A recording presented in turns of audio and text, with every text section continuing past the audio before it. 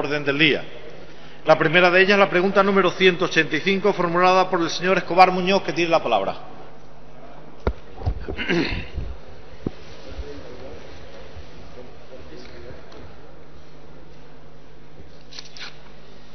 Queremos saber qué gestión ha hecho la Junta de Extremadura ante las inundaciones producidas en los últimos días. Muchas gracias, señor Escobar. Para su contestación tiene la palabra el señor consejero de Administración Pública. Sí, muchas gracias, señor presidente. Con la venia. Si se refiere usted a las actuaciones previas a la emergencia, le diré por orden cronológico que hasta el día 2 de abril, por lo tanto durante todo el mes de marzo, se estuvo en un estado de prealerta con indicación especial al 112, aun cuando efectivamente dentro de la naturaleza de las funciones del 112 se está perfectamente tutorizando la situación. A partir de esa fecha, el 1 de abril, se reúne el comité asesor del INUNCAES, donde se evalúa la situación. El 2 de abril se activa y despliega el puesto de mando avanzado y en ese mismo día, por la tarde, en torno a las 18 horas, se activa el nivel 1. A las 11:10 de la noche, habida cuenta de los informes de Confederación Hidrográfica en el que se apuntaba que iba a haber una subida del nivel del agua de 40 o 50 centímetros, que iba a llegar la punta de caudal en torno a las 6 de la mañana, que el nivel de la lámina de agua era superior al nivel de parte del pueblo y que, por otro lado, tanto el alcalde de Montijo como el alcalde de Barbaño indicaban la tensión y la preocupación de la población, se decidió evacuar la población. El día 4 de abril, como bien saben ustedes, se produjo el realojo y descendió la declaración a nivel 1, se mantuvo el nivel 1 durante los días 5 y 6 y el día 7 se desactivó ese nivel. A partir de la desactivación del nivel se siguió trabajando en una parte que lució poco, evidentemente, que es la parte burocrática, para tratar de paliar en la medida de las competencias de la comunidad autónoma los daños padecidos por los afectados, de tal forma que ya tempranamente se anunció por parte de este Gobierno una serie de cantidades que iban a ser destinadas específicamente a paliar, como digo, esos daños, y en la actualidad nos encontramos elaborando el decreto que articulará estas medidas y también la orgánica necesaria para poder llevarlas a cabo. Muchas gracias. Muchas gracias, señor consejero. Señor Escobar, tiene la palabra. Creo que al haber presentado una pregunta muy genérica, al haber hecho una formulación demasiado abierta, usted me ha dado explicaciones necesarias, convenientes, que yo le agradezco, pero que no van exactamente en el sentido de lo que yo quería decirle.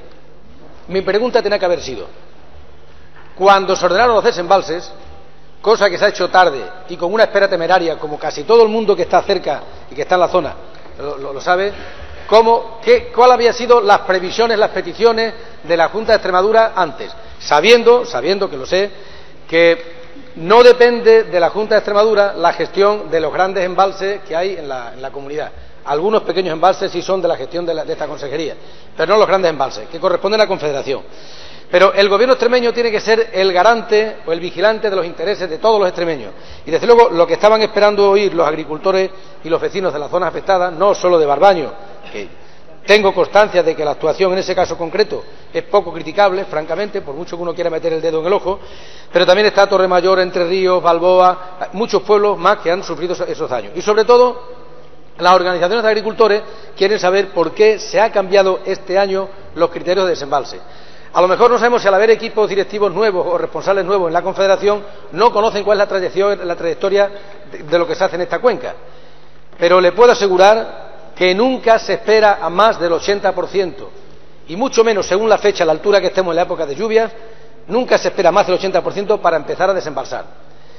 No le voy a echar la culpa de que no pudieran salir las procesiones por la lluvia, no. Ni siquiera de la lluvia que cayó en la noche del domingo al lunes, no. Y además le puedo afirmar que las inundaciones producidas no han sido por la lluvia caída en esos días, sino por la tardanza en producir los desembalses, por el agua que estaba acumulada a un nivel inusual e históricamente infrecuente, que es lo que ha hecho que, al desembalsar todas las grandes presas a la vez, la cota del Guadiana se ha ido a un punto histórico. Entonces, hay una serie de daños. Creemos sinceramente que algo se ha hecho mal. No tengo quizá la capacidad para decir en qué eslabón de la cadena de mando se ha hecho mal, pero algo se ha hecho mal porque los criterios no han sido los mismos que se hicieron en 2010, que fue la última vez en la que se produjeron desembalses importantes. Entonces, la opinión generalizada entre los regantes, entre los vecinos de las zonas afectadas, entre los vecinos de los pueblos que saben que periódicamente su badén se cubre y no van a poder pasar, la impresión es que ha habido, le repito, espera temeraria y se ha tardado en desembalsar. Y probablemente el gobierno extremeño, que conoce perfectamente la historia, que conoce la historia de este río, que es un poco tramposo, que tan pronto sube como baja, que se esconde que aparece, a lo mejor desde el gobierno extremeño había que haberles dicho: ¿a qué están ustedes esperando? ¿Qué criterios técnicos nuevos hay para que el embalse de La Serena, el de Orellana, el de García de Sola, el de Cijara, todos se vayan a una cota que empezaba a ser peligrosa porque estaban por encima del 95%? Señor consejero, alguien ha hecho las cosas mal y queremos saber quién ha sido. No solamente para echar la culpa, porque lo que interesa ahora quizás se asusarán los daños, pero desde luego si alguien ha hecho las cosas mal, no debe seguir teniendo esas responsabilidades que está teniendo. Y no, ya digo que no le puedo concretar en qué punto exacto de la declaración, pero algo se ha hecho mal y muy mal. Algo se ha hecho tarde y mal, señor consejero. Muchas gracias, señor Escobar. Señor consejero, tiene de nuevo la palabra. Sí, muchas gracias. Apunta usted un debate que efectivamente está en la calle. Yo creo que por parte de este Gobierno ya se ha expresado suficientemente su posición. Mire, nosotros se ha actuado de acuerdo a nuestras competencias y le vuelvo a repetir que durante todo el mes de marzo se estuvo en un estado de prealerta y que el día 1 de abril se reunió el Comité Asesor del INUNCAES, del Plan Territorial de Emergencia, en el que estuvieron técnicos de la Confederación Hidrográfica del Guadiana y nosotros hemos actuado de acuerdo a la información que nos facilitó la Confederación Hidrográfica del Guadiana. Tengan ustedes en cuenta dos cuestiones. La primera, este Gobierno es determinante en la defensa de los derechos e intereses de los extremeños. Y no es una cuestión de unas palabras que diga aquí el consejero o un portavoz del Gobierno, sino que a las pruebas me remito. Y en este sentido, nosotros estamos también, por supuesto, informándonos y estamos atendiendo, pero partimos de la base de que existe una presunción juris tantum de validez de la actuación de los técnicos de la Confederación Hidrográfica, hasta que se demuestre lo contrario. Lo que sí tiene que tener claro usted, y por supuesto también los extremeños, es que de los informes, de los datos que pudieran deducirse, se pudiera apreciar que todavía no se sabe, porque además yo creo que en muchas ocasiones son más bien conversaciones, permítame usted, pues muy coloquiales, que no están basadas en ningún tipo de criterio técnico. Pero si técnicamente, de manera cierta, se demostrara que ha habido un mal funcionamiento, en este caso de la Administración, obviamente la Administración no va a renunciar a las acciones de las que es titular, en orden a exigir incluso las responsabilidades oportunas. Pero hoy por hoy yo creo, y le digo sinceramente, que existe esa presunción de los técnicos que son especialistas en la materia y además en un ámbito... Muchas gracias, señor consejero. El tiempo está cedido.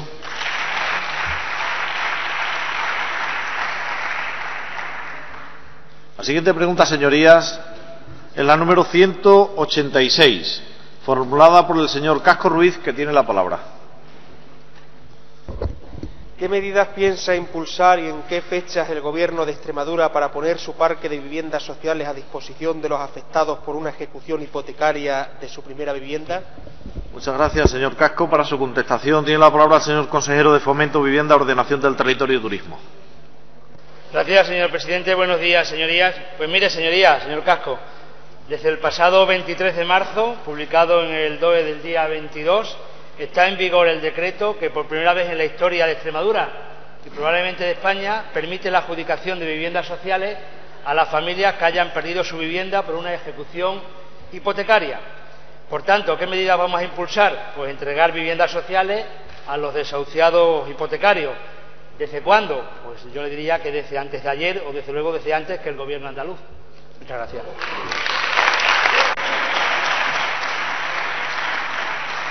Gracias, señor consejero. Señor Casco Ruiz, tiene la palabra. Muchas gracias, señor presidente. Señor presidente, del anuncio que realizó el señor Monago en el último Consejo Extraordinario de Gobierno, hubo varias cosas que a nosotros nos preocuparon. Primero, esa especie de dicotomía entre los aprovechados, decía el señor presidente, y aquellos desahuciados que puedan tener derecho a una vivienda social. Nos presenta, por lo tanto, los pobres buenos y los pobres malos. Señor consejero, para tener la consideración de pobre de buena vecindad, ¿qué se tiene que hacer? Sería interesante conocer su respuesta. La segunda cuestión es numérica. Ustedes hablaban de poner a disposición de los desahuciados el parque público de viviendas sociales, que son 15.000. Pero es que no hay 15.000 viviendas sociales, a menos que ustedes quieran desalojar a 15.000 personas que viven en las viviendas sociales. Por lo tanto, estaríamos desalojando para acoger a desalojados. En ese sentido, ¿cuál es la cantidad exacta de viviendas sociales que se le va a ofrecer a las personas desahuciadas y, sobre todo, cuándo van a poder entrar en casa? O dicho de otra forma, ¿a cuántas personas desahuciadas por los bancos acaban ustedes de acoger en las viviendas sociales de la Junta de Extremadura? Dígame un número. A mí me suelen preocupar este tipo de anuncios que se hacen en los consejos de gobierno y que me temo que no suelen ir acompañados por un plan concreto, claro y evidente, salvo una breve mención que se haga en algún decreto anterior, pero que hasta el momento no se ha realizado, porque esa es la verdadera cuestión. En los consejos de gobierno extraordinarios se han llegado a anunciar a lo largo de la historia reciente de Extremadura muchísimas cosas. Aquí se ha llegado a anunciar un aeropuerto en Cáceres, que seguimos viéndolo volar. También se ha anunciado una habitación por enfermo en los hospitales públicos. Y el señor Monago, que por el momento es un diletante alumno de las prácticas de propaganda del señor Ibarra, quiere aprovechar ese mismo elemento, los consejos de gobierno extraordinarios, para anunciar medidas que, mientras no se plasmen sobre un papel y se vea además que tienen efecto, es decir, en este caso, que se aloja de manera efectiva y real a personas desahuciadas, para nosotros no significan otra cosa que humo. Por eso, insisto en mi pregunta, ¿a cuántas familias desalojadas por los bancos en este momento la Junta de Extremadura está atendiendo para poder darle una casa que pertenezca a la Junta de Extremadura, que es lo que se ha anunciado? ¿A cuántas familias están ustedes alojando en este momento? ¿Cuáles son los planes concretos que se han puesto en marcha? ¿Qué personal de la Administración Pública está trabajando expresamente en esa línea? Si usted me anuncia ahora que ya hay personal, que ya hay personas que están siendo atendidas, que ya se están estudiando casos, le puedo asegurar que contará con todo el apoyo, el cariño y la alegría de este grupo parlamentario. Pero mientras no se anuncie lo concreto, lo evidente, lo único que hasta el momento hay encima de la mesa es humo. Muchas gracias, señoría. Señor consejero, tiene de nuevo la palabra. Gracias, señor presidente. Mire, como primer dato, por causa del desahucio hipotecario, ya ha atendido el Gobierno de Extremadura a 4 familias a las que ha entregado una vivienda social.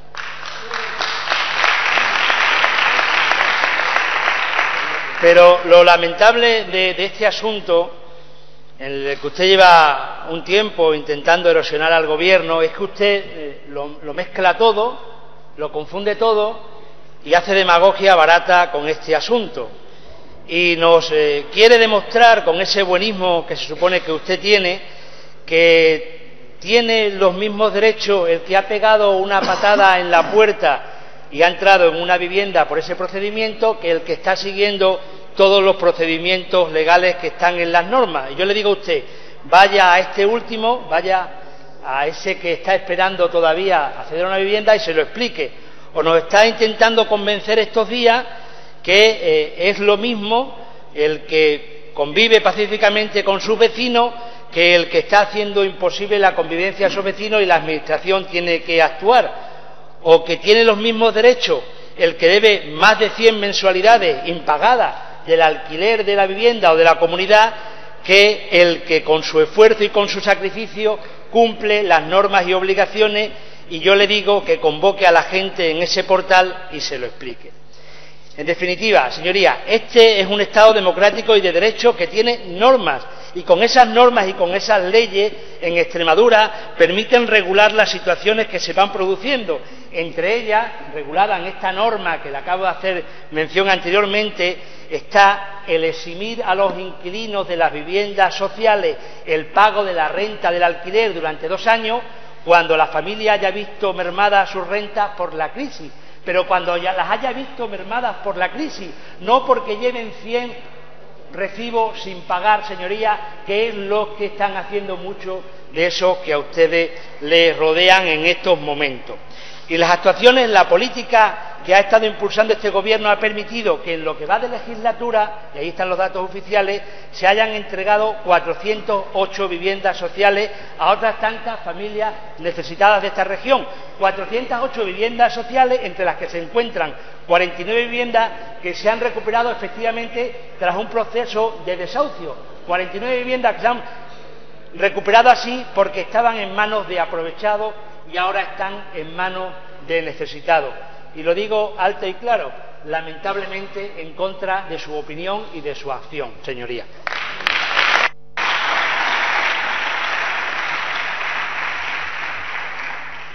Muchas gracias, señor consejero.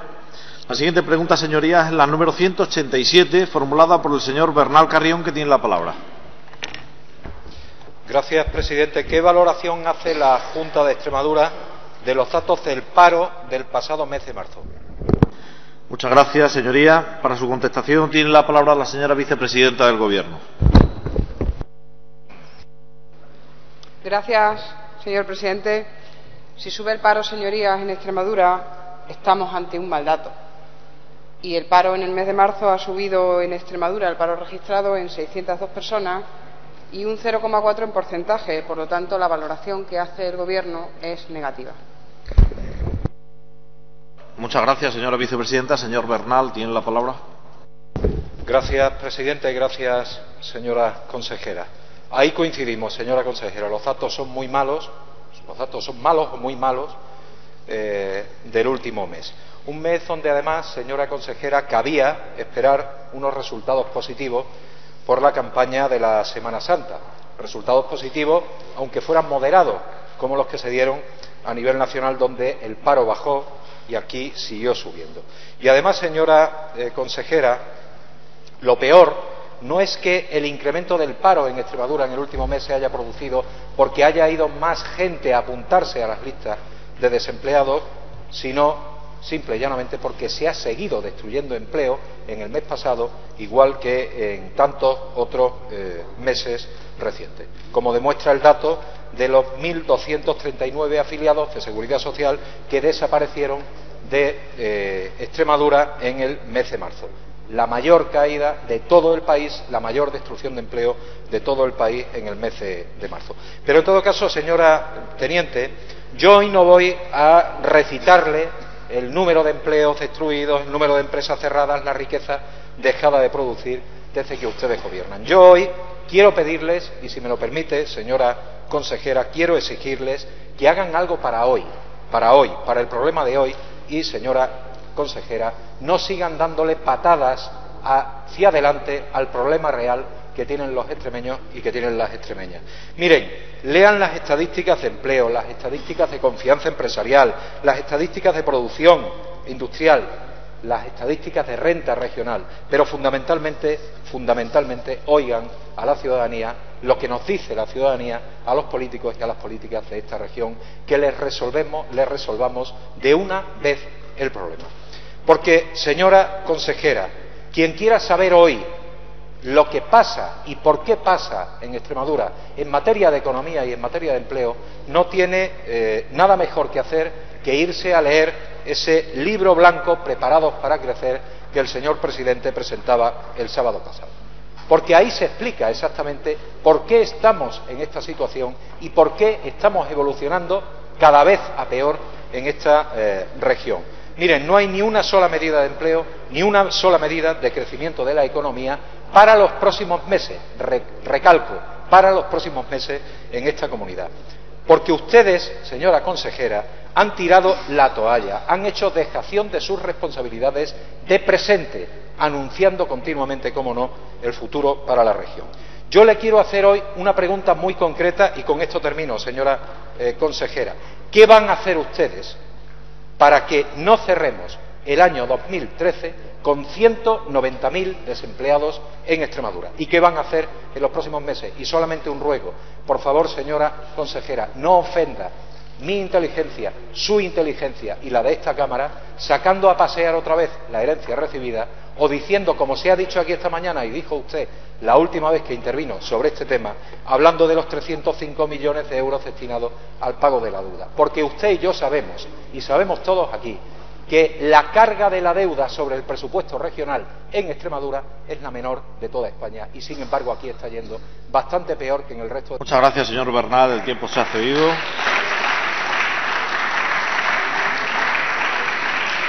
Señora vicepresidenta, tiene la palabra.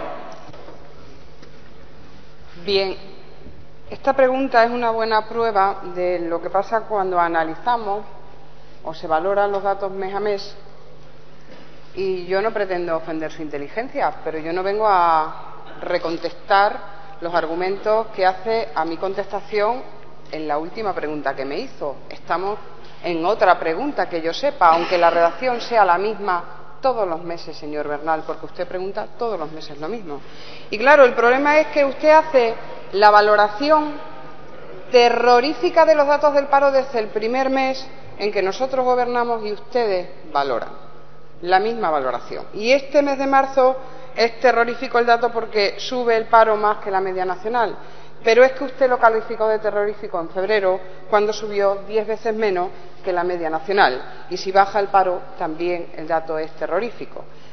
¿Y cómo intentan justificar algunos argumentos? Pues, por ejemplo, con relación al mes de marzo, ustedes han dicho, y lo dijo el secretario general, el señor Vara, que marzo no es tradicionalmente un mes malo en el histórico de paro registrado durante la crisis. Y usted sabe que eso no es cierto. En 2011, año electoral, 4 meses antes de las elecciones, habían impulsado miles de contratos de empleo público, que esas son las medidas que no aparecen en el Consejo Extraordinario de Gobierno, ni una de empleo público, pero muchas otras de empleo para corregir los problemas estructurales de esta región. Y el paro en el mes de marzo de 2011 se incrementó más que este mes de marzo. Y en 2009, que es un año equiparable en esta crisis por su dureza, el paro en marzo subió 3 veces más que el pasado. Pero, mire, no es consuelo, claro que no, no es consuelo. Pero permítame que tire de la hemeroteca en el mes de marzo de 2009. El PSOE creció 3 veces más. Se felicitó porque el ritmo de destrucción de empleo en Extremadura era menos acelerado. El Gobierno valoró positivamente porque se ralentiza la destrucción de empleo. Curiosa propuesta de Comisiones Obreras, 2 de abril de 2009. Consideró que era necesario avanzar con la Junta de Extremadura en una propuesta para que se ofreciera protección social con recursos a una importante parte de la población, cerca del 37% de personas desempleadas que no tenían ningún tipo de prestación. ¿Sabe qué era, señor Bernal? La renta básica. Pasó 2009, nada. 2010, nada. 2011, nada, señor Bernal. Nada para ofrecer protección. Claro que estamos actuando. Claro que estamos actuando. Usted estaba entonces en UGT, no en Comisiones Obreras, ya lo sé. Y usted decía entonces, se observan en los datos de paro 3 veces más que en este marzo elementos de moderación. Y dijo en el mes de abril, me preocupa, me indigna el alarmismo innecesario que se está generando en estos momentos porque se está profundizando más en la gravedad de esta crisis. Muchas gracias, señora vicepresidenta. Muchas gracias.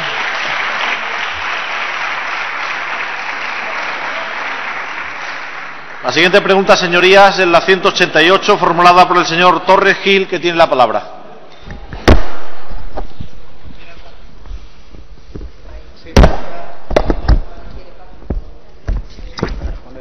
Gracias, señor presidente.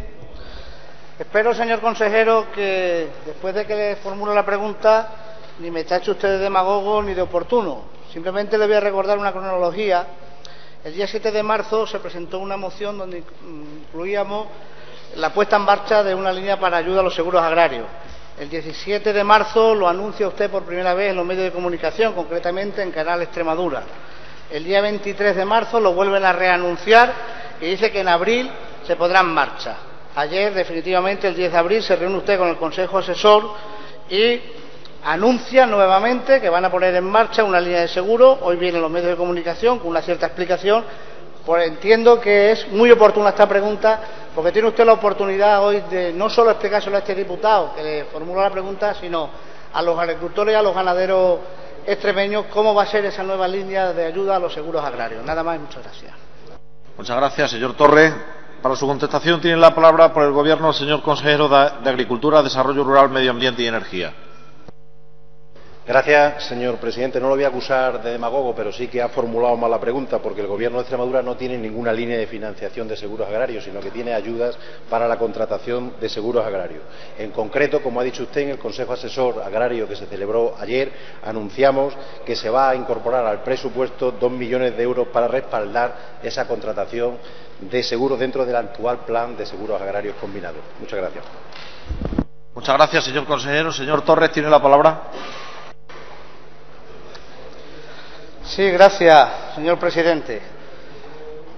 Bueno, señor consejero, creo que tiene usted perfectamente explicado cómo va a ser esa ayuda, porque no es una línea, es una ayuda. Lo ha explicado usted también, que no nos hemos enterado, ni en qué va a consentir. Claro, le hacía antes una cronología de la fecha, señor consejero, pero será casualidad, será fruto de la, como decíamos el día 7 de marzo, fruto de la climatología. He obviado una fecha intencionadamente, que es el sábado 30 de marzo, donde ante la irresponsabilidad de un desembalse masivo con muchos matices de negligencia por parte de los responsables de la Confederación Hidrográfica del Guadiana, señor consejero, a usted le crecen los enanos. Y le crecen los enanos porque hay una inundación masiva en muchísimas producciones, fundamentalmente frutícolas en Extremadura. Y mire usted, señor consejero, lo que tenga que sacar de línea, de ayuda, de como usted lo quiera formular, sáquelo ya, señor consejero. Sáquelo ya y dé certidumbre, dé credibilidad a los agricultores y ganaderos, porque lo decíamos el día 7 de marzo, no pueden estar pendientes de mirar la climatología. Y además, señor consejero, desde el día 1 de enero que se publica en el Boletín Oficial del Estado las líneas de seguros agrarios, hasta el día no sabemos cuándo publicará usted, no sabemos si es una orden o es una carta a los agricultores o cómo lo va a hacer usted, señor consejero, pues están pasando muchas fechas y la gente quiere tener seguridad. Mire usted, en las zonas afectadas por inundaciones de los frutales, al día de hoy los datos que a este diputado le han llegado, que no sé si serán los mismos que usted maneja, hay un 30% menos de suscripción de pólizas de seguros agrarios, un 30%. El capital asegurado ronda un 50% menos que en el año anterior. Posiblemente usted no tenga la culpa, pero no es menos cierto que si cuando aprobamos los presupuestos usted hubiera anunciado ese mismo día que va a hacer una ayuda de la manera que sea, pero usted lo que hizo y su gobierno, señor consejero, fue quitar lo que había y no poner nada como alternativa. Eso sí, decir que confiaban mucho en los seguros agrarios. Por lo tanto, señor consejero, lo que tenga que ser, que sea ya, que dé usted certidumbre. Y además, le digo, con ese 30% menos de suscripción, no sabemos al día de hoy, porque se están evaluando los daños. Muchas gracias, señor Torres, el tiempo está cedido. Muchas gracias, señoría. Señor consejero, tiene la palabra.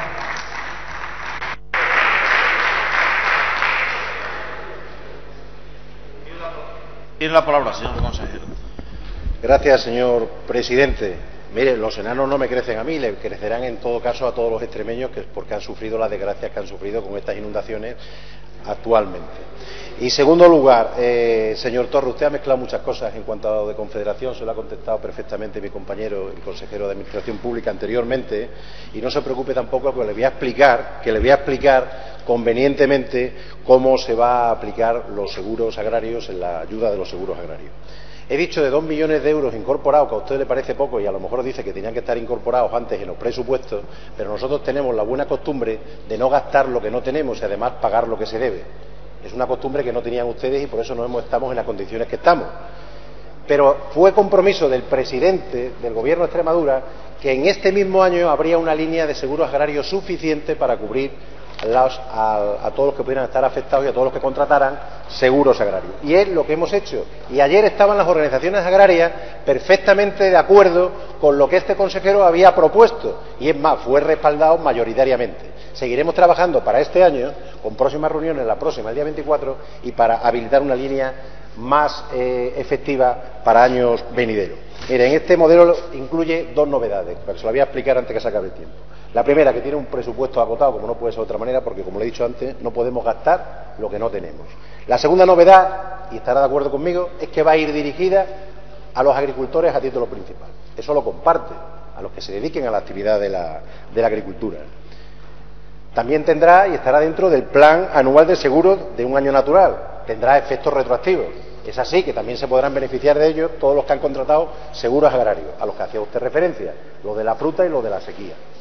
También se acordó con las organizaciones agrarias, con las OPAs, se ha decidido que la convocatoria cubra todas las líneas de agricultores a título principal que contratan seguros, las que se han venido contratando en estos años habitualmente. Y como estamos en los tiempos que estamos y se necesita agilidad, a través de Arado se podrá validar la solicitud por todos los agricultores para que no se tengan que desplazar a la consejería. ¿El resultado con este nuevo modelo a los agricultores a título principal? Pues yo le puedo poner un ejemplo que es como mejor usted lo puede entender. Miren, una explotación agraria de 10 hectáreas de frutales, que son los que más contratan, el coste total de un seguro eran 13.850 euros. La subvención de NESA vía Ministerio, 6.232, y la subvención que nosotros vamos a poner ahora, 2.804 euros. El coste para un agricultor son 3.970 euros, un porcentaje muy similar al que tenía contratado, únicamente que va dirigido a agricultores a título principal. Por lo tanto, convendrán conmigo que es una buena medida, aunque se haya puesto ahora. En definitiva, señor Torre, se ha cumplido con lo que el presidente del Gobierno prometió, que este mismo año habría seguros agrarios. Se va a seguir trabajando para que estos seguros sean más eficaces y no se preocupe, que también contaremos con su opinión y, sobre todo, irán dirigidos a aquellos que se dediquen a la actividad agraria y no a otras personas. Muchas gracias.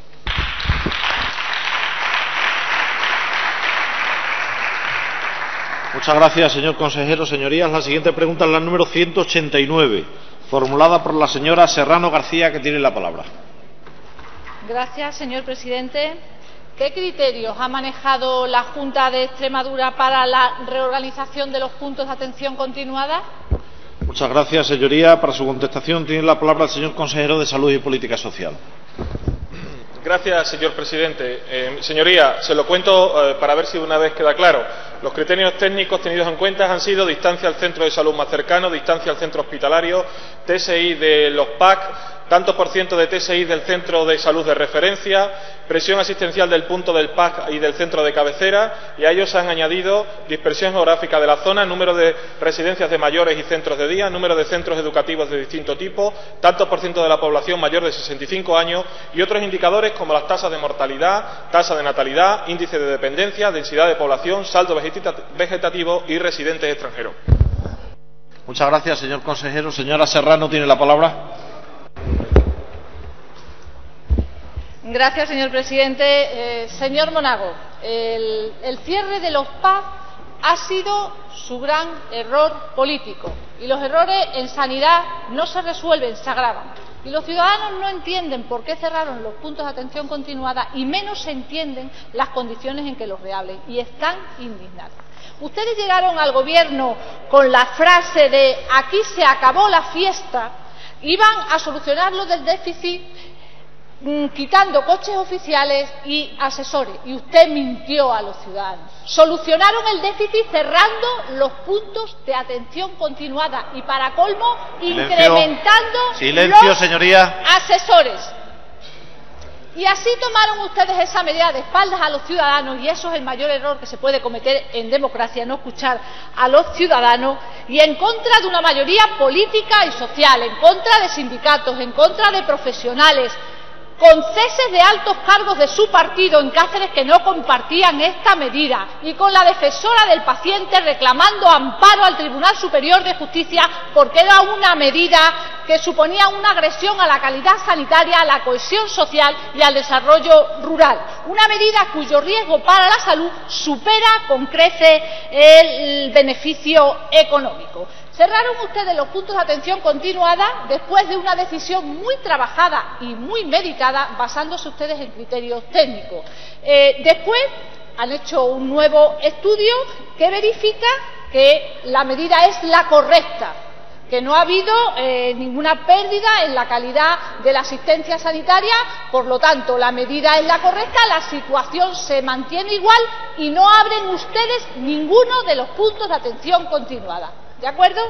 Ahora, después de ese consejo extraordinario y dentro de un plan de atención sanitaria en zonas rurales, ustedes van a poner en marcha un programa piloto en unas localidades que han arrojado los valores más altos en una escala de ponderación. Tiene que explicarme qué es eso de la escala de ponderación, donde abrirán ustedes con médico y enfermera y otras 5 con medio de transporte y enfermería. ¿Esto qué es, señor consejero? ¿Una manera de esconder el error tras un programa piloto de atención a crónicos? ¿Cree usted que Inés, una vecina de Valverde con un niño con parálisis cerebral que sufre crisis epiléptica, este programa de crónicos le va a solucionar el problema que lleva sin dormir ni una sola noche desde que ustedes retiraron las urgencias de Valverde de Leganés? Pues miren, nosotros no seremos cómplices de esta tomadura de pelo a los ciudadanos y este grupo reclama la apertura de todos los puntos de atención continuada en las mismas condiciones que antes que lo cerraron. Casi un año cerrado, señor consejero, y está poniendo usted en riesgo la salud y la vida de las personas. ¿Y sabe lo que más me preocupa? Que no es usted consciente de la responsabilidad que ostenta. Reconozca su error. Hasta la señora Cospedal le ha corregido. Mis PAS no son principales, son los menos frecuentados, igual que los suyos, y la justicia se los ha abierto. Por lo tanto, reconozca su error. No hay ni un motivo ni técnico ni económico que justifique el cierre. Y 3 cuestiones, y con esto termino, que me gustaría que me contestara. ¿Para cuándo este plan de atención en las zonas rurales? Muchas gracias, señora Serrano. El tiempo está cedido, señoría. Gracias. Señor consejero, tiene la palabra. Gracias, señor presidente. ¿Qué es una escala de ponderación? Pues mire, señora, esto es una escala de ponderación. Esto. ¿Sabe usted dónde estaba esta escala de ponderación? En este estudio, Organización de la Atención Continuada de Extremadura, octubre del 2008, señoría, octubre del 2008.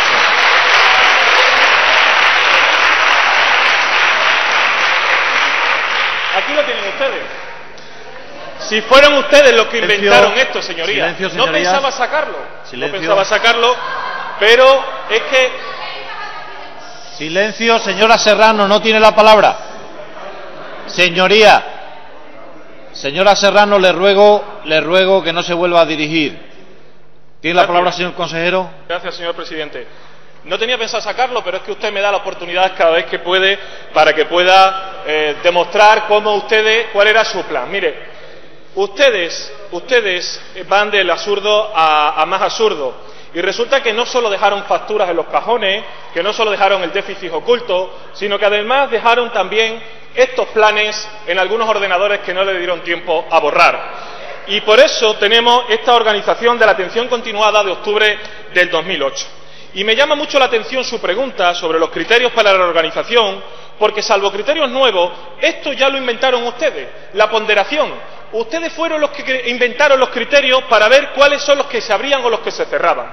Y ustedes, en este plan, inventaron algo que tiene patente de socialista, y que son los PACAR. ¿Sabe usted lo que es un PACAR? Y eso viene aquí, señoría, y se lo puedo demostrar. Un punto de atención continuado de alta resolución. ¿Y sabe lo que significa eso? Eso significaba centralizar la atención continuada, agrupaciones de los PAC, señoría, agrupaciones de los PAC que iban a suponer el cierre de 43 puntos de atención continuada en Extremadura, señoría.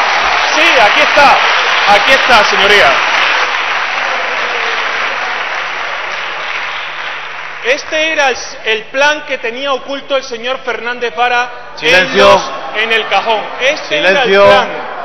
Silencio, señorías. Silencio, señorías.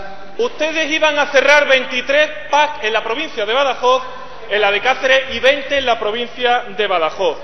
Ustedes iban a cerrar, mire, le voy a decir, ustedes iban a cerrar agrupando PAC. Esa era la propuesta que ustedes tenían. Y esa es la Extremadura que tienen que conocer los extremeños.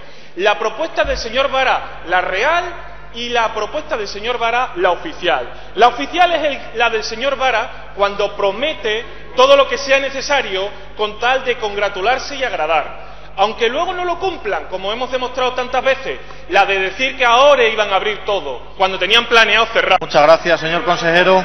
Muchas gracias, señor consejero. El tiempo está cedido.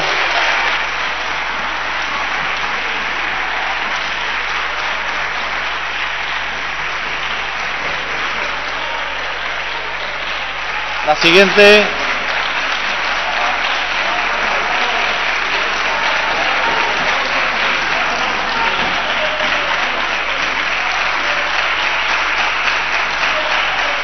La siguiente.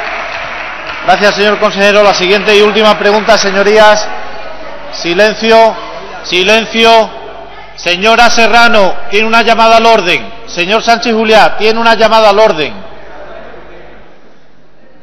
Señora Serrano, 2 llamadas al orden.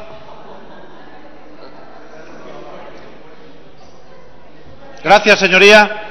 Señorías, la siguiente pregunta es la número 190, formulada por el señor Escribano Sánchez, que tiene la palabra.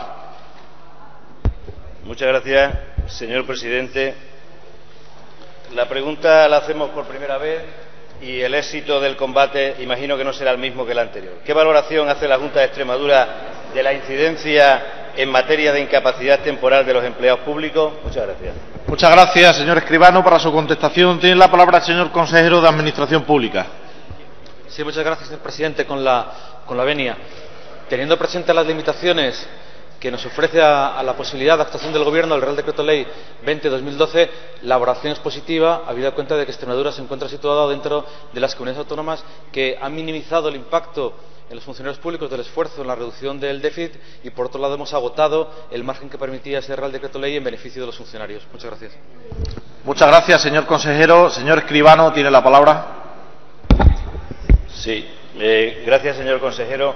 Un poco por situar la pregunta, porque evidentemente tiene que ser excesivamente concreta y las preguntas deberían haber sido muchas. Mire, el Decreto Ley 2/2012, de 8 de octubre, que se convalidó aquí en esta Cámara, trataba en el capítulo 2 de las mejoras voluntarias del sistema de prestaciones de la Seguridad Social. La pregunta surge, entre otras cosas, como consecuencia, casi siempre en este tipo de historias nuevas, de las manifestaciones que usted, señor consejero, hace en los medios de comunicación diciendo que se ha reducido el número y el nivel de las bajas y que además ha quedado reducida, creo recordar, no me lo tenga en cuenta, ha quedado reducida a la mitad. Quedó pendiente en aquella cuestión de un reglamento o una fórmula jurídica que permitiera elaborar un catálogo de aquellas enfermedades mediante las cuales o aquellas personas que las padecían quedaran fuera de esa reducción de los días por baja y en esa relación concreta que ustedes sacan a la luz, efectivamente hay muchísimas enfermedades y muchísima casuística que efectivamente permitirán que la mayor parte de los trabajadores afectados por esas enfermedades cobren el 100% del salario.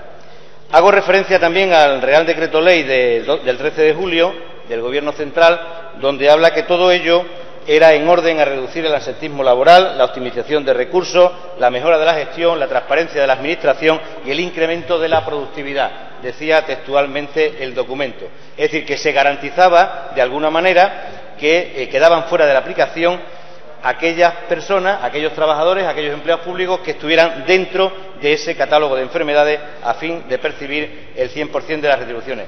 Evidentemente el tiempo es poco, por lo tanto, como el tiempo es poco, la valoración es mínima, pero sí hay que empezar haciéndola. A mí me gustaría, señor consejero, en la medida de lo posible, que en la segunda intervención me respondiera a temas muy concretos y muy sencillos. ¿Tendrá usted el número de incapacidades que se han producido desde la puesta en marcha de este decreto? ¿Sabrá usted a cuánto han aumentado o disminuido los de larga duración y los de menos de 10 días? ¿A cuánto han ascendido los gastos por los costes de incapacidad? ¿Cuál ha sido el promedio de días de baja por enfermedad del personal de la Administración Autonómica? Y, sobre todo, me gustaría saber, señor consejero, ¿de dónde ha sacado usted los datos cuando ha dicho que han quedado reducidas las bajas a la mitad? Porque no encuentro la explicación. La conclusión, desde la perspectiva de este grupo parlamentario que me honro ahora en representar, no es sencilla, pero también es muy simple la visión global inicial. La comparativa de las nuevas bajas desde el 15 de octubre del año 2012 hasta completar el mes de marzo, hace unos días prácticamente, se realizan de alguna manera montando la equivalente, parece ser, con el 2011 y con el 2012.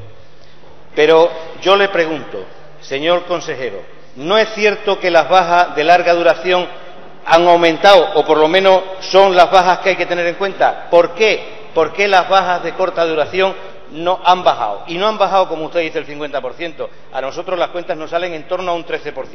Yo creo, señor consejero, que los empleados públicos van a trabajar aunque estén enfermos. Cuando la baja... Muchas gracias, señor Escribano. El tiempo está cedido. Señoría, muchas gracias. Muchas gracias, señoría. Ya no está el micro activo. Señor consejero, tiene la palabra.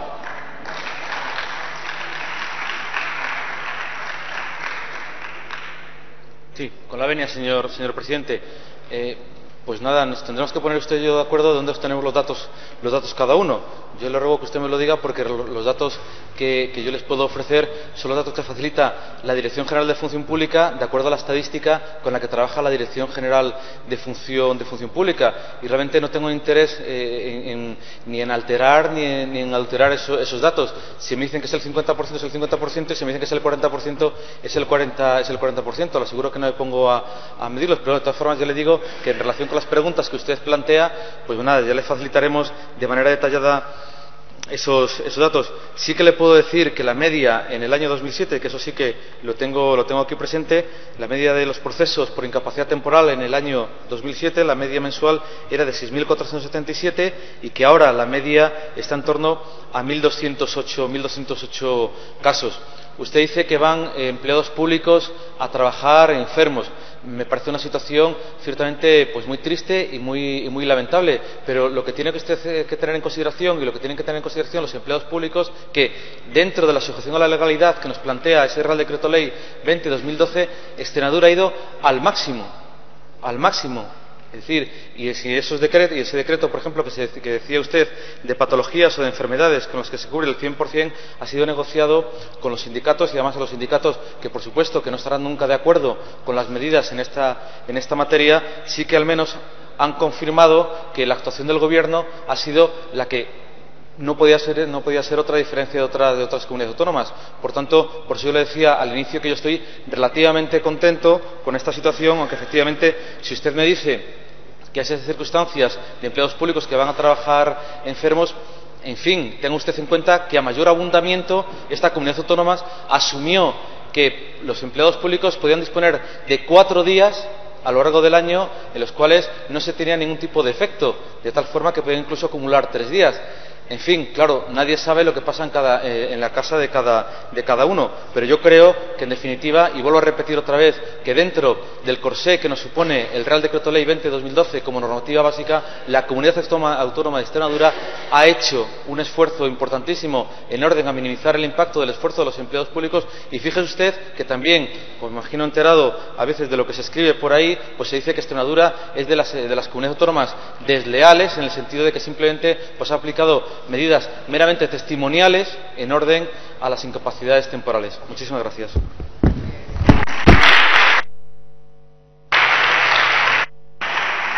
Muchas gracias, señor consejero.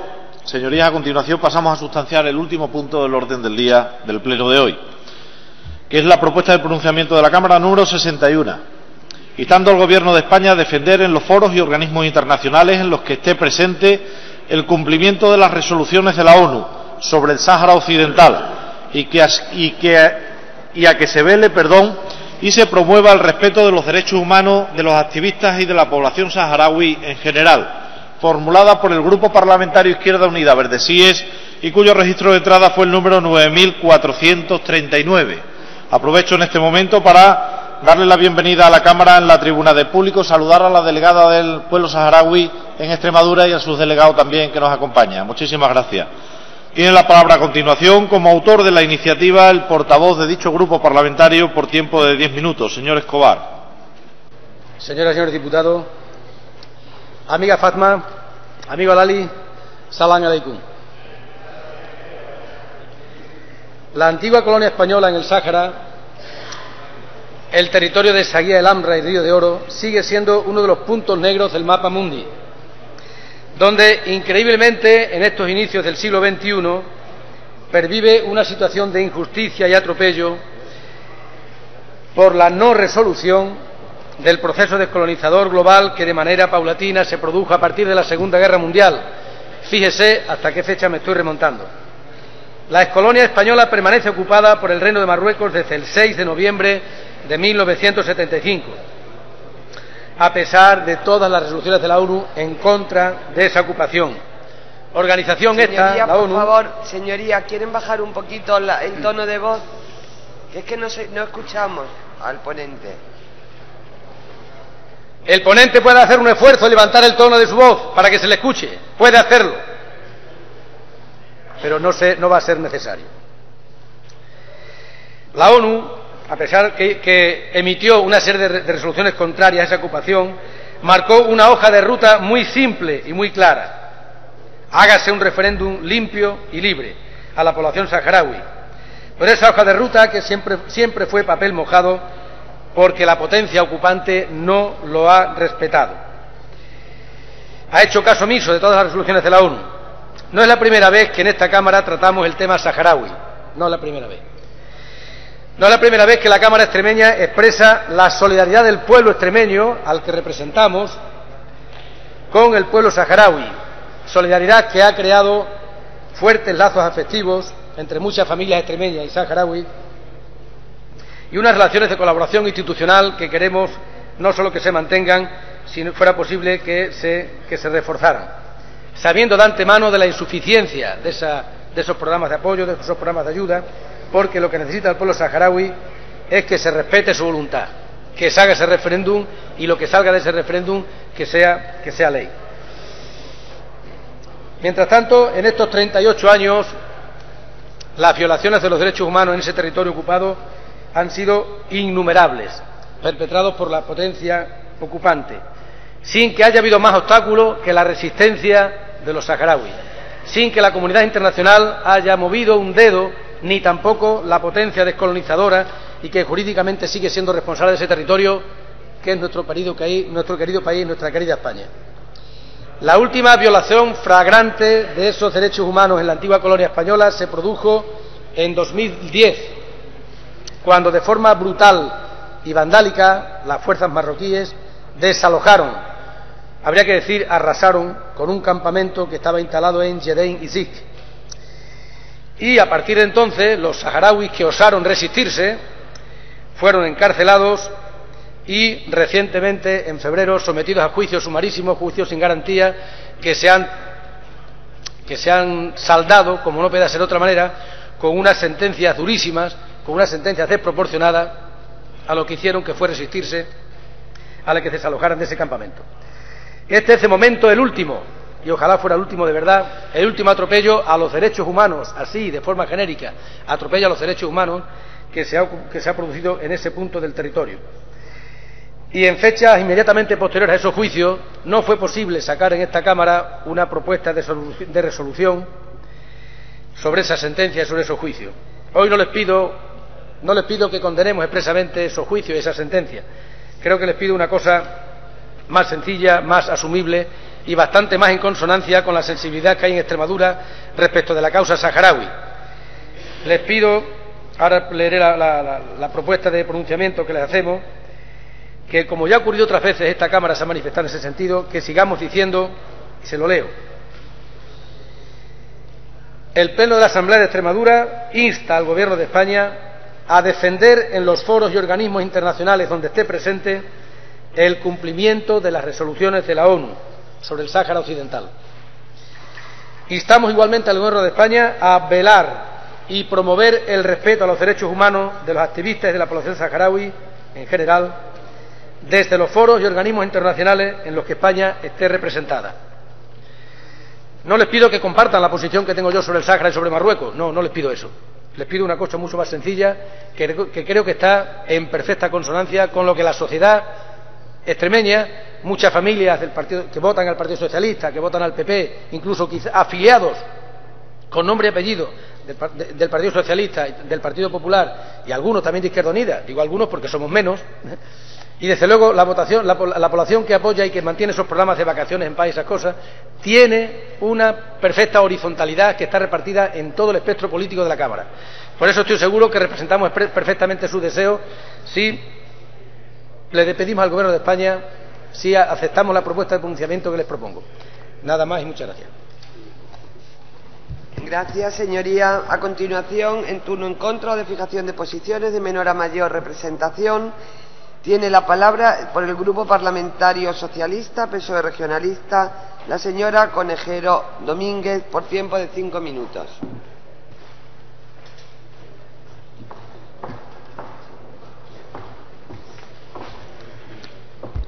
Gracias, señora presidenta. Buenas tardes ya.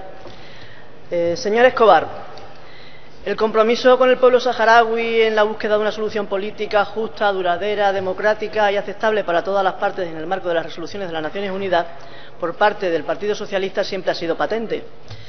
Esta Cámara aprobó el pasado 9 de febrero una propuesta de pronunciamiento por la que se instaba al Gobierno de España a mantener relaciones diplomáticas normalizadas con el Frente Polisario, único representante legítimo del pueblo de la República Árabe Saharaui y Democrática. En mayo del año pasado también aprobamos una declaración institucional instando a la ONU, al Gobierno de España y a las autoridades marroquíes a supervisar y a respetar el cumplimiento de los derechos humanos en el Sáhara Occidental. Hoy, de nuevo, tenemos ante nosotros una iniciativa para defender los derechos humanos en el Sáhara, apelando también a la ONU a que cumpla sus resoluciones sobre un conflicto que dura ya décadas. Hay iniciativas en este mismo sentido en pasadas legislaturas, señor Escobar. Las instituciones extremeñas han recibido y han mostrado su afecto y apoyo a los representantes del pueblo saharaui en numerosísimas ocasiones. Es, por tanto, bastante evidente que el apoyo de Extremadura que brinda al pueblo saharaui en la lucha de sus derechos siempre ha sido positivo. Sin embargo, señor Escobar, no tenemos competencias en política exterior en esta Cámara. Esta competencia corresponde exclusivamente al Gobierno de España y al Congreso de los Diputados, donde los grupos políticos a los que aquí representamos sí tienen la facultad de llevar a cabo estas acciones internacionales, encaminadas todas ellas a defender al pueblo saharaui e influir para ello en una pronta resolución del conflicto. Reiterar nuestro apoyo al pueblo saharaui es legítimo, señor Escobar, pero creemos que en este momento la prioridad política es paliar el sufrimiento de miles de extremeños que viven peor que hace 2 años por culpa de un gobierno de contables que nos están llevando a la intemperie social. Reiterar nuestro apoyo al pueblo saharaui, señor Escobar, es de justicia, pero también lo es insistir por segunda vez en este pleno que se reabran en su totalidad todos los 21 PA en su totalidad íntegra. Y así también tenemos competencias en ello, señor Escobar. Insistir en nuestra defensa de los derechos humanos en el Sáhara es pertinente, señor Escobar, pero también lo es reclamar una y otra vez medidas reales e inmediatas para combatir el paro de los 173.000 extremeños que están sufriendo esa lacra. En ese tema también tenemos competencia, señor Escobar. Volver a señalar que deben cumplirse las resoluciones de la ONU es conveniente, pero también lo es insistir para que se paralicen los desahucios en las viviendas sociales de la Junta de Extremadura. Y también en ese asunto tenemos competencia, señor Escobar.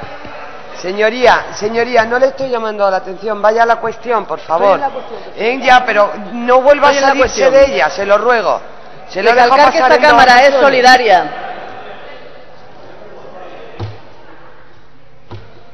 Recalcar que esta Cámara es solidaria con el sufrimiento del pueblo saharaui es apropiado, pero también es denunciarlo un día sí y otro también la crueldad de muchas de las medidas de este Gobierno en Extremadura. Nos preocupa, señor Escobar, el presente y el futuro del pueblo saharaui, sinceramente, y lo hemos demostrado una vez tras otra. Usted lo sabe, señor Escobar, pero carecemos de la posibilidad de condicionar la política internacional, que es competencia del Estado. Insistir en las condiciones del pueblo saharaui, donde miles de personas viven en campamentos en el desierto, está entre los principios de nuestro grupo parlamentario. Y, desde luego, muchos socialistas extremeños han estado y están ayudando al pueblo saharaui con alimentos, ropa y agua potable. Pero, señor Escobar, yo vengo de una ciudad donde está instalado uno de los campamentos dignitas de esta región, y como representante de los ciudadanos, tengo competencias para exigir y reclamar en esta Cámara y a este Gobierno un cambio drástico en sus políticas. Finalmente diré que me gustaría que, además de persistir en un apoyo al pueblo saharaui... Señoría, si persiste en su intención, voy a tener que retirarle la palabra. Por favor, cíñase y vaya a la cuestión. Finalmente diré que me gustaría que, además de persistir en un apoyo al pueblo saharaui que ha sido evidenciado en muchas ocasiones en esta Asamblea, nos empecinemos en lograr resolver algunas de las cuestiones que le he señalado, señor Escobar. Está en su mano. Esta es nuestra prioridad en este momento, reducir el déficit social que está causando este Gobierno. Señor Escobar, evidentemente votaremos a favor de la propuesta, como no puede ser de otra manera, pero somos de izquierdas en todas las políticas en Extremadura, no solamente en política internacional. Nada más y muchas gracias.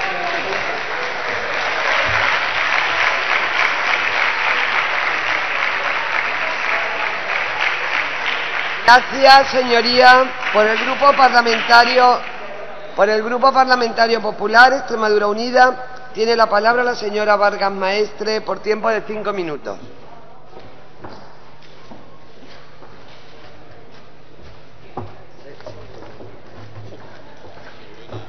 Buenas tardes, señorías. Buenas tardes, señora delegada, señor subdelegado.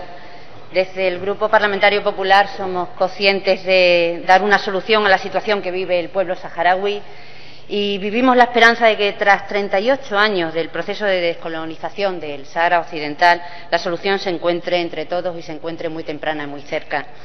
Expresamos, como siempre, nuestros deseos de una negociación entre las autoridades marroquíes y los representantes del pueblo saharaui con el fin de atender pacíficamente las reivindicaciones de los ciudadanos de su pueblo.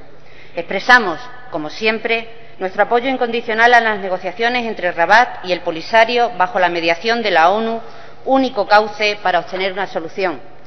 Entendemos que es necesario dar cumplimiento a las permanentes resoluciones de las Naciones Unidas y el derecho institucional, como ha indicado Izquierda Unida. No es este el momento de poner en cuestión los derechos humanos. No es nunca el momento de ponerlos en cuestión. Las principales batallas de nuestro país deben tener como centro la dignidad humana. Y justo para garantizarla debemos desterrar todo tipo de prácticas que alienten el uso irresponsable del poder. La responsabilidad de los pacifistas de toda clase es abrir la puerta a una solución equitativa, permanente y rápida al conflicto. Para esto conviene trabajar para rebajar la intensidad del conflicto a su nivel más bajo, para garantizar la primacía del derecho y las libertades de expresión y manifestación y obtener un verdadero compromiso de las partes en la búsqueda de una solución definitiva. Señorías, desde mi grupo siempre hemos defendido la libertad, el derecho a la vida, la libertad de prensa, el derecho a disentir pacíficamente, el derecho a la libertad de circulación, la libertad de opinión y todo cuanto sea necesario para desarrollarse como pueblo en plena libertad. La renuncia a estos valores no fortalece, sino que debilita a una sociedad moderna y desarrollada. Manifestamos nuestro firme convencimiento de la obligación de cualquier Estado a asegurar el respeto y la protección de los derechos humanos, motivo por el que apoyamos una solución pacífica y definitiva del conflicto de conformidad con las resoluciones pertinentes de la Organización de Naciones Unidas. El Gobierno español, a través de sus máximos representantes, ha fijado claramente la posición de apoyo a la Resolución 1495 de las Naciones Unidas, basada en el apoyo al Plan de Paz, resolución apoyada por ambas partes.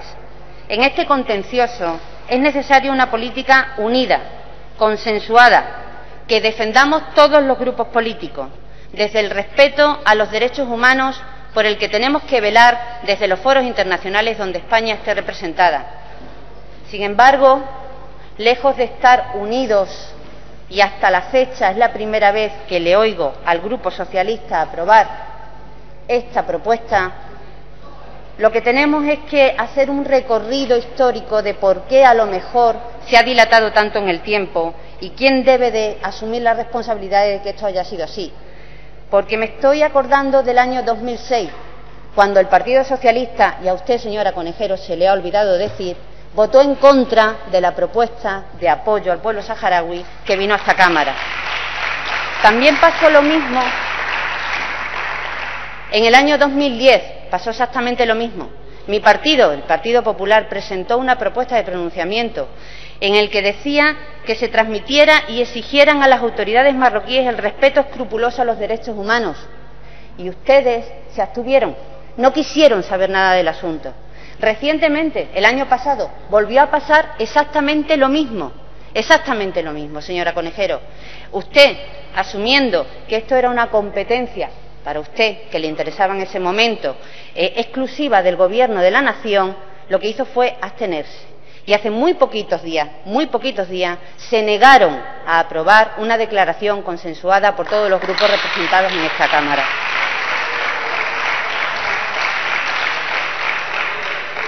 Espero que este cambio de actitud que usted ha tenido hoy aquí, espero que esa rectificación a tiempo deje de ser la respuesta a esa incoherencia constante que el Grupo Socialista mantenía en esta Cámara y apoyen estas propuestas y todas cuanto tengan que venir sobre este asunto, porque la defensa de los derechos humanos de un colectivo no significa, ni mucho menos, la merma de los derechos humanos de los otros, porque todos, señora Conejero, somos ciudadanos. Muchísimas gracias.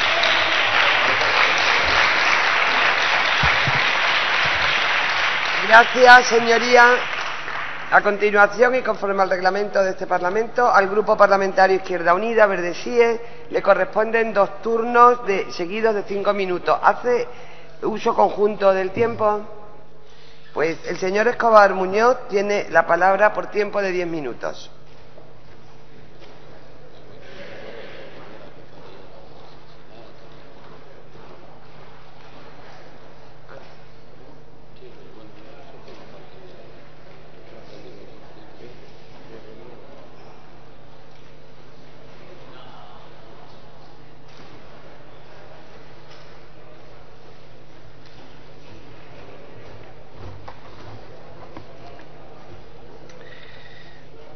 Me va a sobrar varios minutos, señora presidenta. Señora Conejero, de verdad que no pretendía que entráramos aquí en competición a ver quién coge más arena del desierto. De verdad que no. No lo pretendía. Y luego la explicación que usted ha dado era un argumento que no esperaba encontrar que se dijera desde su espacio ideológico. Parece que me ha estado riñendo porque usted no se preocupe tanto de lo que están tan lejos, que bastante tenemos aquí. De ahí al discurso de que tanta cooperación al desarrollo como está Extremadura, etcétera, etcétera, de verdad, ese discurso no creí que nunca pudiera salir de esta parte de la bancada. Ese discurso se ha escuchado muchas veces en España, tantos inmigrantes y tantos tal, y para acá y para allá, con lo que tenemos, bastante tenemos con lo nuestro. No esperaba, entre líneas lo he leído y lo he escuchado, de verdad. Pero vamos, que no creí que tampoco usted haría una carambola dialéctica para relacionar la crisis en Extremadura con la procedencia o improcedencia de que se pueda condenar algo en el Sáhara. No, de verdad que me ha quedado usted absolutamente descolocado. Le agradezco que apoye la propuesta y yo sé que ustedes efectivamente están porque se respeten los derechos humanos en todas partes, y ya sabe que nosotros la política exterior no depende de la Asamblea de Extremadura, pero a mí me gustaría, estoy seguro que si de todos los parlamentos autonómicos llegan peticiones de pronunciamiento al Gobierno de la Nación, oiga, haga usted esto porque la sociedad extremeña, mis ciudadanos quieren que se haga esto, o la sociedad castellano-leonesa quiere que se haga esto, estoy seguro que se lo pensaría. Si de todos los parlamentos autonómicos instaran al Gobierno de la Nación, a este y a otros que ha habido, a que fuéramos un poco más respetuosos con los derechos humanos y a que España saque un poquito de orgullo porque seguimos siendo la potencia descolonizadora. Ya sabemos que no tenemos esa competencia, por eso le pedimos a los que sí tienen la competencia que hagan lo que deben hacer, nada más. ¿De verdad que es la primera vez que aquí tratamos un tema que no es competencia nuestra? Yo creo que no. Entonces, le agradezco el apoyo que va a prestar a la propuesta de pronunciamiento y le aseguro que usted no va a estar en desconexión con lo que piensan sus votantes, sus electores y sus militantes. La inmensa mayoría de la sociedad extremeña quiere que el problema del Sáhara se arregle y quieren que España se limpie esa mancha histórica que hemos quedado ahí, porque salimos, no digo con el rabo entre las piernas, salimos poniéndole la alfombra a Marruecos. Si todavía conoce usted algún militar de los que estaban allí entonces, están realmente avergonzados, una vergüenza histórica de España por cómo entregó ese territorio. Si podemos lavar un poco nuestra historia, no pasa nada. Y estoy seguro que cuento con usted para eso. Muchas gracias, nada más. Gracias, señoría. Para cerrar el debate, los restantes grupos de menor a mayor representación tienen la palabra. En primer lugar, la señora Conejero Domínguez, por tiempo de 5 minutos. Haremos uso de la palabra, presidenta. Muchas gracias. Para cerrarlo, por favor, ¿ha ocurrido algo que me he perdido?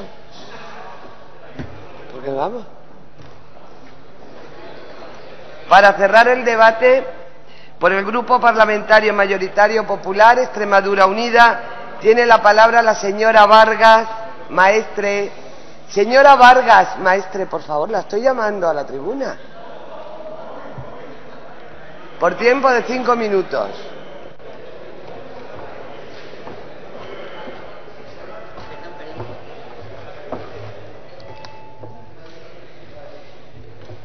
No salía de mi asombro y por eso estaba así.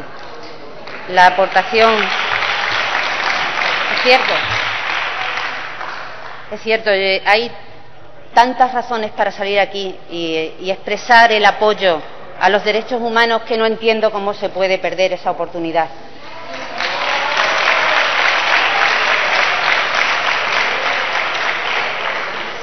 Mire, el Gobierno de Extremadura trabaja incansablemente y yo quiero contarles a ustedes, quiero contarle a todos los extremeños todo lo que se está haciendo en materia de cooperación.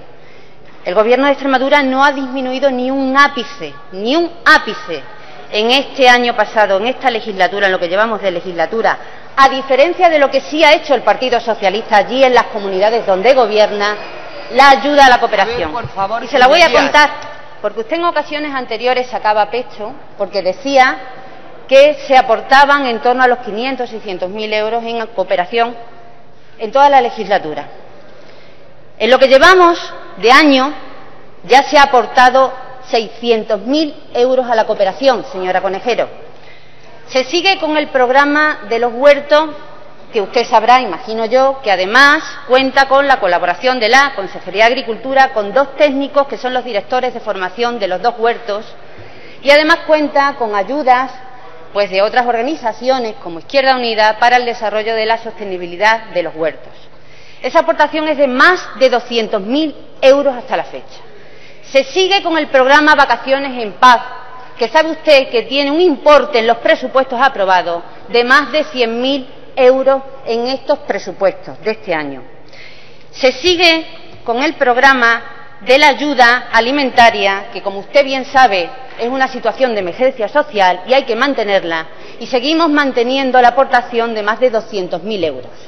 Y se sigue con un programa de colaboración con el Colegio de Abogados para asistir como observadores a los procedimientos abiertos a los presos saharauis en esta zona.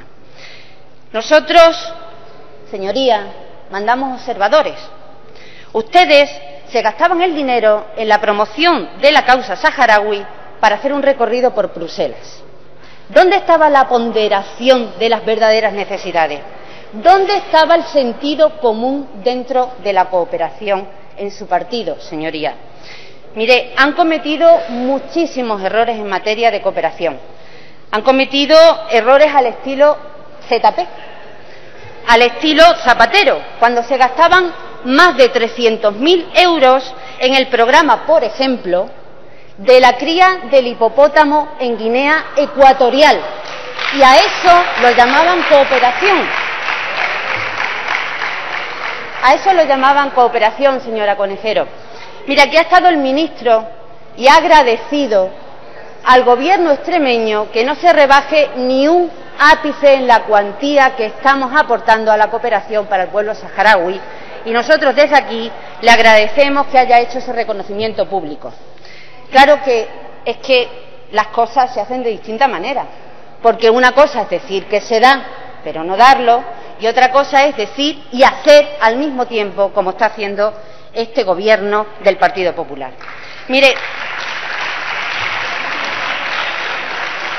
allí donde están ustedes gobernando, y no me tengo que ir muy lejos, porque está en Andalucía, las ONG acaban de denunciar que su partido, el Partido Socialista, se ha cargado la cooperación y que le deben ustedes a la cooperación desde el año 2011 más de 37 millones de euros y subiendo. Más de 37 millones de euros, señora Conejero. Y aquí, en la Asamblea, lo que ustedes hacen es intentar pasar de puntillas. Eso sí, a la hora de hacerse la foto, es verdad que salen ustedes muy bien retratados, como hace muy poquitos días, cuando hubo una visita del pueblo saharaui. O también hacían cosas como mandar a toda una señora consejera de Bienestar Social, como han hecho, a pasar 4 días en los campamentos de refugiados encabezando una comitiva para ver la situación.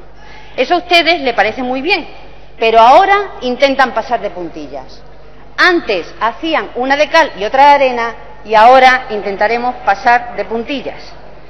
Han rectificado, han apoyado esta propuesta. Más vale tarde que nunca. Silencio, señorías. Sigan por ese camino, abandonen la dejadez que tenían hasta ahora, asuman que debemos velar por las resoluciones de los derechos humanos y que éstas deben de ser para todos los ciudadanos de obligado cumplimiento. Muchísimas gracias.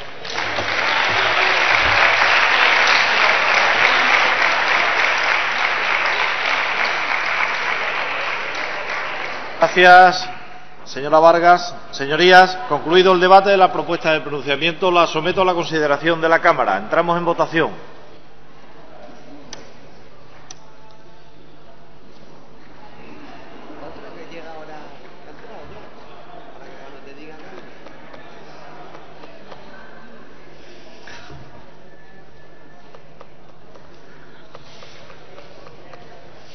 Gracias, señorías. El resultado de la votación es el siguiente. Presentes 61, votos a favor 61, ninguno en contra, ninguna abstención. Por unanimidad de los presentes queda aprobada la propuesta de pronunciamiento. Agotado el orden del día, se levanta la sesión.